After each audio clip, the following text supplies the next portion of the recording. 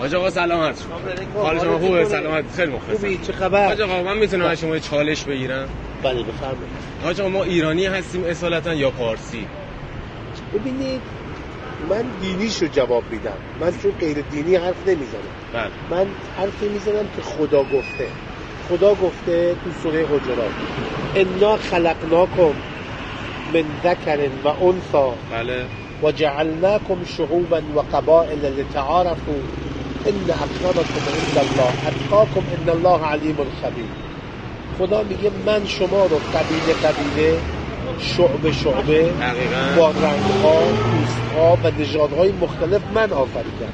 هیچ کدوم از اینا امتیاز نداره. نیست. امتیازتون به تقوا، خدا ترسی، خدا مهربانی، خدا باوری، خدا شناسی. درود بر شما. چه افغانی باشی چه ایرانی. ما می‌خواستیم آخه افغانی هم پارسی محسوب میشه. اصلا از کردم ما نباید الان همین که من افغانی ها دارن بیرون میکنن میدونستید غیر شرعیه. خب چون برای سرزمین پارس دیگه در هست. میخوام بگم اصلا همین ایراد داره.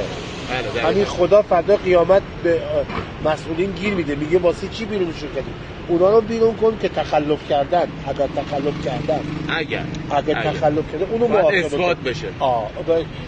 انسان میتونه هر جای دنیا مسکن بگذاره به شرطی که اگر جغرافیایی برای خودش قانون داره.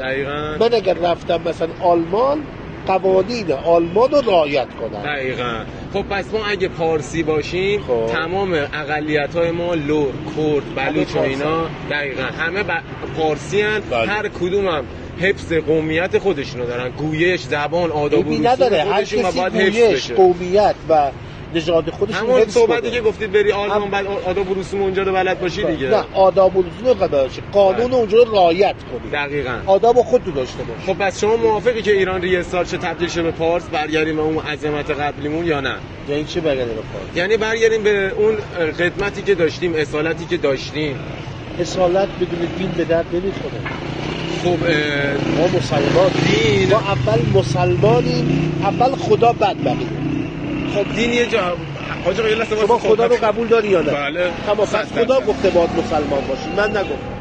حاج آقا نذاشید تمومش کنم. خدا اگر نعمت خدا باشه دیگه ربطی نداره. ما میگیم به همه ادیان باید احترام بذاریم حاج آقا. بله خدا اول اسلام بعد هر چی بخوای باشه.